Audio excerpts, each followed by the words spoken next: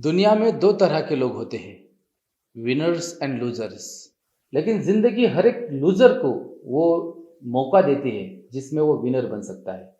तो दोस्तों, मैं आपके लिए जीतने का मौका लेके आया हूँ, because English is a big opportunity to achieve grand success. चला तर मग आपण सुरुवात करूया इंग्लिश शिकण्यास।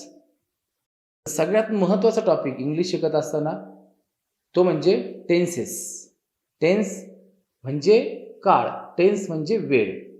तर आता कोणतीही भाषा असेल, 3 काळ असतात: वर्तमान काळ, भूतकाळ आणि भविष्यकाळ। वर्तमान काळ जो सध्या आहे तो वर्तमान काळ, गेलेला भूतकाळ आणि येणारा भविष्यकाळ। यालाच इंग्लिशमध्ये फक्त 3 नावं आपल्याला द्यायची आहेत। वर्तमान काळाला आपण म्हणतो प्रेझेंट टेन्स, भूतकाळाला आपण म्हणतो पास्ट टेन्स आणि भविष्यकाळाला आपण म्हणतो फ्युचर टेन्स। अतिशय सावकाशपणे, अतिशय सोप्या पद्धतीने मी आपल्याला इंग्लिश शिकवणार आहे। त्यामुळे फक्त व्हिडिओ पाहू नका, तर वही पेन घेऊन बसा आणि एक एक गोष्ट लिहून काढा। पुन्हा पुन्हा व्हिडिओ पहा आणि काही जर अडचण असेल तर तुम्ही मला कमेंट बॉक्समध्ये कमेंट करू शकता किंवा माझा व्हॉट्सअप नंबर स्क्रीनवर दिलेला आहे। आपण मला व्हॉट्सअप मेसेजसुद्धा करू शकता किंवा मला तुम्ही कॉलिंगसुद्धा करू शकता। मी कायम तुमच्यासाठी अवेलेबल असणार आहे। तर 3 काळ आहेत: प्रेझेंट टेन्स, पास्ट टेन्स आणि फ्युचर टेन्स।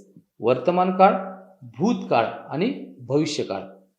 आता प्रत्येक काळाचे 4 उपप्रकार पडतात।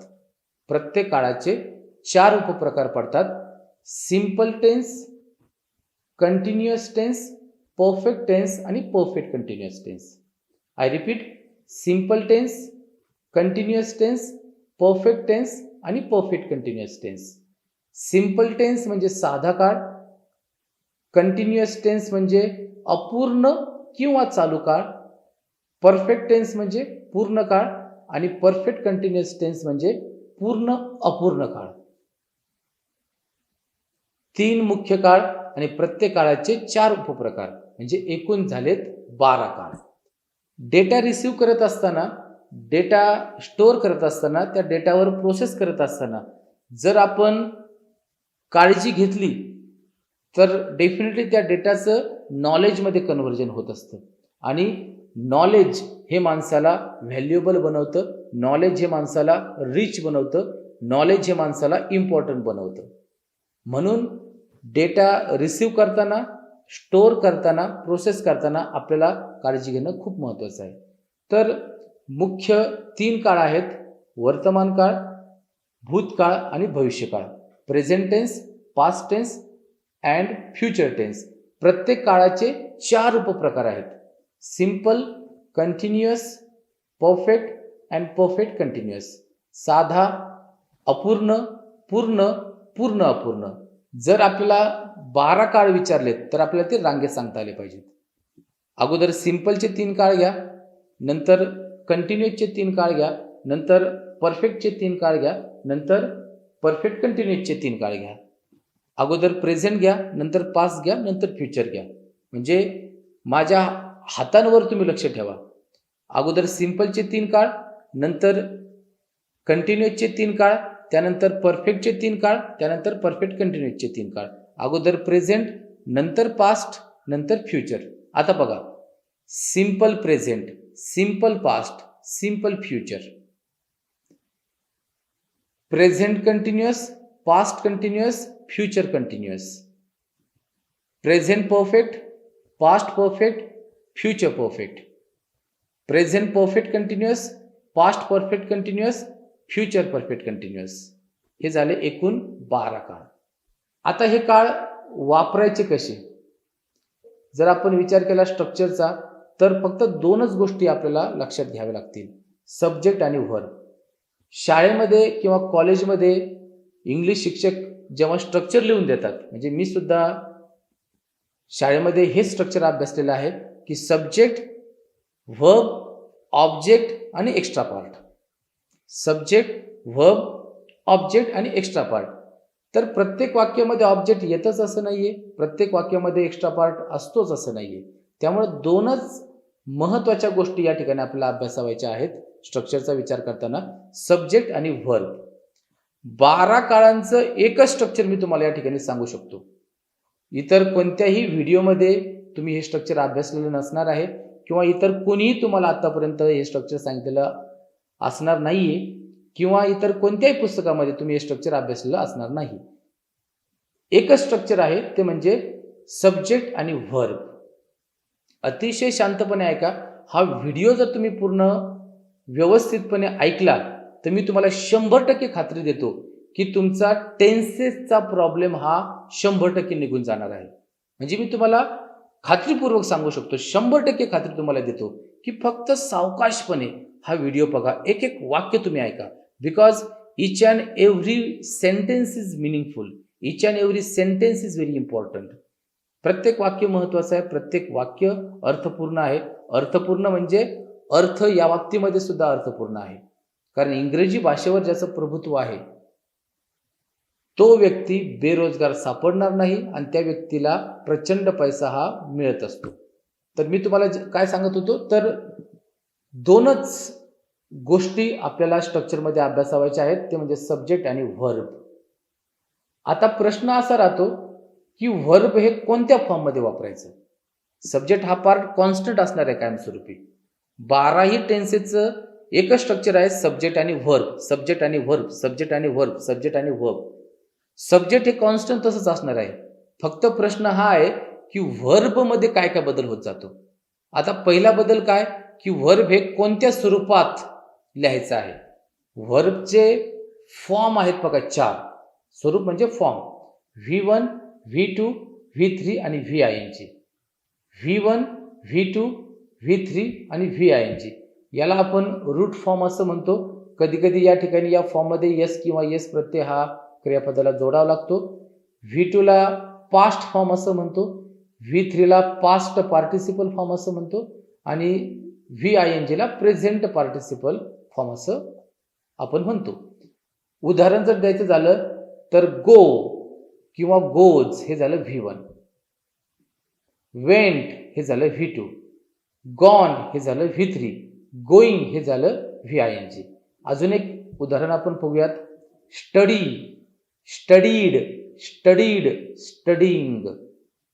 क्रियापदाचे 4 फॉर्म आपण आताच बघितलेले आहेत, V1, V2, V3 आणि VING. गो, वेंट, गॉन आणि गोईंग. कम, केम, कम आणि coming. Give, gave, given, giving. क्रियापदाचं कोणतं फॉर्म कोणत्या काळामध्ये वापरलं जातं हे आपल्याला बघावं लागणार आहे.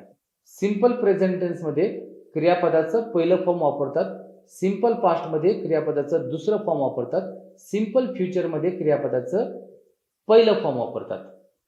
त्यानंतर कंटिन्युअस टेन्सेस कडे वळूयात. 3 कंटिन्युअस टेन्सेस आहेत, प्रेझेंट कंटिन्युअस, पास्ट कंटिन्युअस आणि फ्युचर कंटिन्युअस. या तीनही काळांमध्ये क्रियापदाचं VING फॉर्म वापरतात. पुन्हा एकदा सांगतो, प्रेझेंट कंटिन्युअस, पास्ट कंटिन्युअस आणि फ्युचर कंटिन्युअस मध्ये या तीनही काळांमध्ये क्रियापदाचं VING फॉर्म वापरतात. त्यानंतर आपण वळूयात परफेक्ट टेन्सेस कडे. 3 परफेक्ट टेन्सेस आहेत, आपण बघितलेले आहेत, present perfect tense, past perfect tense आणि फ्युचर परफेक्ट टेन्स. तर या तीनही परफेक्ट टेन्सेस मध्ये क्रियापदाचं तिसरं रूप वापरतात. आता आपण वळूयात परफेक्ट कंटिन्युअस टेन्सेस कडे. 3 काळ आहेत, 3 परफेक्ट कंटिन्युअस टेन्सेस आहेत, present perfect continuous, past perfect continuous आणि फ्युचर परफेक्ट कंटिन्युअस. तर या तीनही काळांमध्ये क्रियापदाचं VING फॉर्म वापरतात. पुन्हा आपण बघूयात, सिंपल प्रेझेंट मध्ये क्रियापदाचं V1 फॉर्म वापरतात, सिंपल पास्ट मध्ये क्रियापदाचं V2 फॉर्म वापरतात, सिंपल फ्युचर मध्ये क्रियापदाचं V1 फॉर्म वापरतात. प्रेझेंट कंटिन्युअस, पास्ट कंटिन्युअस आणि फ्युचर कंटिन्युअस मध्ये क्रियापदाचं VING फॉर्म वापरतात. Present perfect, past perfect, future perfect या 3 काळांमध्ये क्रियापदाचं V3 फॉर्म वापरतात आणि present perfect continuous, past perfect continuous आणि फ्युचर परफेक्ट कंटिन्युअस या 3 काळांमध्ये क्रियापदाचं VING फॉर्म वापरतात. आता एक गंमत बघा, क्रियापदाचे 4 फॉर्म्स आपण बघितलेले आहेत, V1, V2, V3 आणि VING. आता आपण 12 टेन्सेसचा अभ्यास केलेला आहे, कोणत्या टेन्समध्ये कोणतं फॉर्म वापरलं जातं. आता एक प्रश्न मी तुम्हाला विचारतो, नीट उत्तर द्या. क्रियापदाचं V1 फॉर्म या 12 काळांपैकी क्रियापदाचं V1 फॉर्म या 12 काळांपैकी किती काळांमध्ये वापरलं जातं? क्रियापदाचं V1 फॉर्म या 12 काळांपैकी फक्त 2 काळांमध्ये वापरलं जातं. कोणते 2 काळ? सिंपल प्रेझेंट आणि सिंपल फ्युचर.